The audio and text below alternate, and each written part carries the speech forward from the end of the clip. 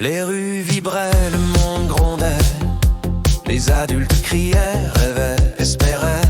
Un vent de révolte soulevait les pancartes et bousculait l'ordre ancien. Mais nous, Marie-Jo, Catherine, Jean-Louis, Alain, Patrick, Christian, Bruno, on ne pensait qu'à une chose, pas d'école.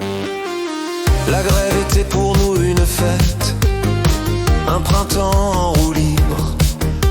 Des après-midi volés à l'ennui, sur la vanne de Paris vieille poste, on refaisait le monde à notre manière. Les vélos filaient comme nos rires, entre deux rues, entre deux âges. La piscine de Viry, Châtillon scintillait comme un rêve, où l'on plongeait pour impressionner Marie-Jo et Catherine. Jeu d'eau, jeu de regard, petit roi maladroit de ce royaume sans loi. On se sentait grand, et pourtant si petit. Nos premiers flirts avaient le goût du sucre et du silence. Nos mains hésitantes, nos cœurs battants, écrivaient sans le savoir les premières lignes de notre roman.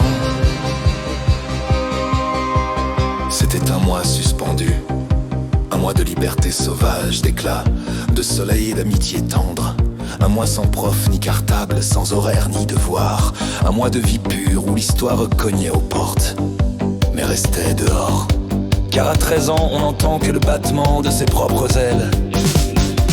C'était alors mai 68, pas celui des discours, mais celui des bicyclettes, des plongeons maladroits, des rêves encore flous et de l'insouciance infinie d'avoir 13 ans. Quand le monde change et que l'on commence sans le savoir à devenir soi-même. Et maintenant, que sont-ils devenus ces enfants de pareil, qui roulaient à toute allure vers l'été de leurs 13 ans? Jean-Louis peut-être a pris la vie comme il prenait les virages, un peu trop vite, mais le rire accroché aux lèvres. Et puis Catherine, la douce Catherine au regard timide, l'a-t-il choisi, lui finalement? Aujourd'hui, ils partagent la même route. Peut-être l'amour a-t-il commencé au bord de la piscine, dans un éclat de rire qu'ils n'ont jamais oublié. Marie-Jo, ah Marie-Jo, je n'avais Dieu que pour elle. À 13 ans, le cœur plein de tumulte et les mots coincés entre deux silences. Elle seule savait qu'elle faisait battre le mien.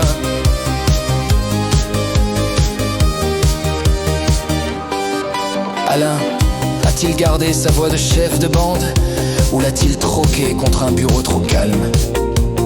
Où dorment les souvenirs des files indiennes à vélo et des amours d'un jour?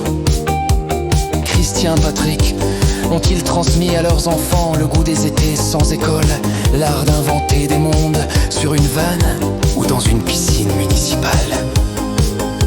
Et moi, Bruno, je me pose cette question: suis-je resté un peu cet enfant-là, celui qui à l'abri du tumulte des grands vivait sa propre révolution? Des silences bavards et des promesses qu'on fait sans le dire.